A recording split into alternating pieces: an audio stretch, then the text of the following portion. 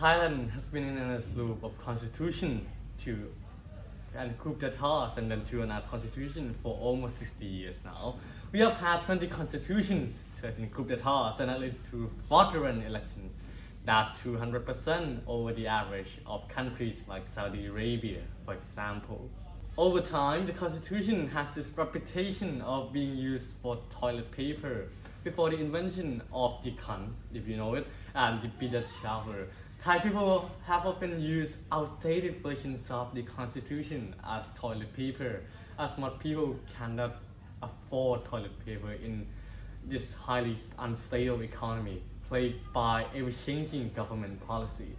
But all of that changed with one constitution in particular. This one constitution defied our expectation and was used for far too long that the paper outlived its usefulness as toilet paper, the 1997 constitution. I remember what happened after the 97 constitution was enforced. My dad entered politics just after the economic crash, but he started to plan his return. He wanted to do a new style of politics where we put people over other people. He launched the Thai Loves Thai, but some Thai are more equal than the other party. My father accomplished many things in his term, from universal healthcare to an extravagant celebration of the Year of the Pig in 2006. We were one of the most successful governments. The Thaksin government, however successful, was fraught with scandals from causing needless spending, from the Ojo, Otop, Oto, Omo. Amongst others, this culminated in a clear disregard of law case, when he transferred DTAC shares without paying taxes. We naturally had to rise up against him. It was the right thing to do. If we didn't rise up, these filthy capitalists would take over the nation. What ended up happening was that the Cockroach Party started this syncretic movement of anti-Thaksin protesters, the Alliong. They caused a coup d'etat to happen. We were vacationing in the Bahamas whilst Dad was at the UN. He was taken off the podium by the Thai ambassador to the UN where he was ousted. He's still annoyed that he didn't finish this week to this day. What ended up happening was a decade-long political crisis where the Alliong and the Blue Shirts created wins and losses. I remember it well until he was being attacked relentlessly both for being a woman and being Dad's sister. Believe it or not, many of those people are now championing women's rights and move further. She was outed 3 years into her term in the coup d'etat. ประกาศคณะรักษาความสงบแห่งชาติ This new junta was so different from the last few juntas. It was headed by this hot-headed general called Bayoi Huakut. He was well liked by much of the capital. Because of how different he was from other politicians, he did not give a sexual intercourse about appeasing people. Under his government, he drafted a new constitution, which was approved by referendum with this question. In the spirit of progress and for the people of Thailand to be happy and for the nation to be in prosperity, to cement peace and unity of the nation under a democratic system with a constitutional monarchy, with an insurance of freedom and of religion, a protection of civil rights and duties, to allow for the systematic governance of political parties to ensure a moral result for governance. Do you support this constitution? The people voted for this constitution, some arguing that later revisions is more beneficial than letting a worse constitution take shape. The first election under this constitution was a result no one expected.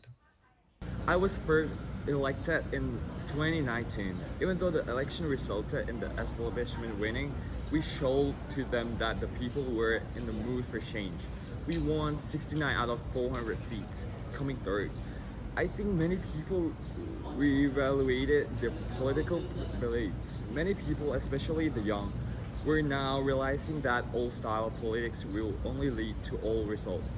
That's why they choose us. They choose change.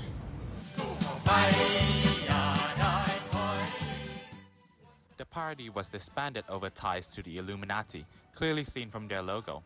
This sparked a protest movement calling for radical reform, with one of the central proposals being a new constitution. The latest election was held after much of the protest died down, but the spirit still continued. With move further, the successor to the disbanded future downward, and for Thais, but for some Thais over others, the Thaksin Connected Party, pledging a new constitution. Some other parties also pledged a new constitution under some restrictions, especially on pigs' rights. We support a new constitution more broadly, but we cannot accept any pigs' rights being in question. How will the nation live without pigs? How would you like it if someone insults your mom? This is what letting pigs' rights being rewritten is like. Immediately after the election, PTM was supposed to become prime minister, but after some shenanigans and backroom dealings, Thaksin betrayed them. And PTM lost his shot and also disqualified by the Constitutional Court. It was disheartening. I remember it well. The court order coming into the chamber of Parliament. The speaker immediately ordering me out. Our MP singing, "Do you hear the people sing?" I remember everything. To say that I regretted that moment would be inaccurate. I actually expected it to be honest. I have never trusted Thaksin to be a reliable source of support, but I've moved past that point already. Satirise was elected prime minister shortly after PTM's disqualification. His coalition partners were almost all of the former government partners except for the Cockroach Party. We knew that the taxing system never went away the moment Seta was elected. We knew something was fishy when the courts were so much more effective than normal. After Cholanan Sigao, Fortai's leader claimed that his anti-Boom Jai Thai statements were purely tactics for winning votes. The new constitution pledge was up for question. We tried to lobby the government to still draft a new constitution, but it seemed like there is an invincible hand pushing back against us. The final nail in the coffin was the policy statement, which lacked a pledge for a constituent assembly. We cannot do everything willy-nilly. We need to appease as many people as possible. That is why we worded it that way. A constituent assembly will only lead to a lopsided result that unfairly discriminate against pigs. Because of this government uncertainty, we decided to spearhead a campaign for a citizens' initiative to rewrite the entire constitution via the Constitution Assembly. We managed to get 50,000 signatures in a week before the Electoral Commission disqualified the signatures because they were signed electronically. We had to restart our campaign, but we managed to get 200,000 signatures within 3 days thanks to the help of the people of Thailand. The law's proposal has been in consideration with the Special Committee on the Constitution since it has been approved. There have been criticisms by many segments of the society over rebellious infiltration trying to change the fabric of our nation. We have to compromise. Thailand is the land of compromise. This is our soft power. Move further is only playing dirty politics. They claim to be a new politics, yet they still participate in cheating against taxpayers' money. At best, a new constitution needs to pass through 3 referendums and many I mean many committees. At best, in the best case scenario, I believe we could finish by the earliest deadline of 2050, just in time for global warming to kill us all. But if the government continues to hamper the progress of the redraft by countless consultations of the whole and hearings, when the sun implodes, we will still be a referendum or 2 short of the draft before it is approved. I think the government is merely stalling for time until public opinions go in their favor.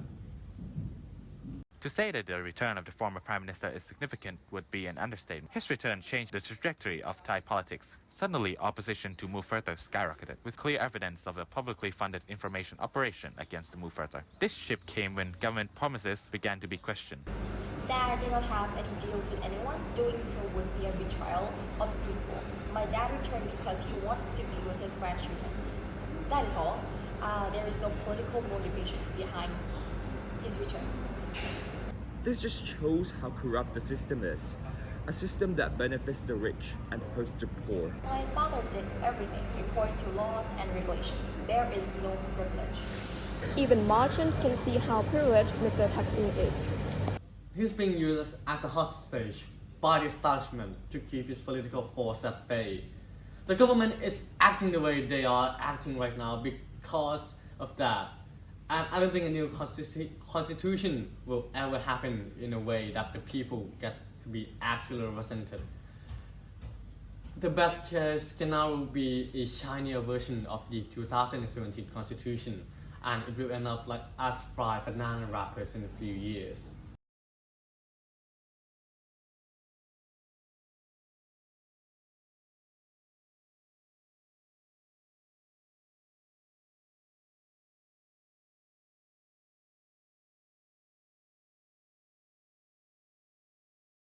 Changing Thailand is a multi-generational process that cannot be done within a few years.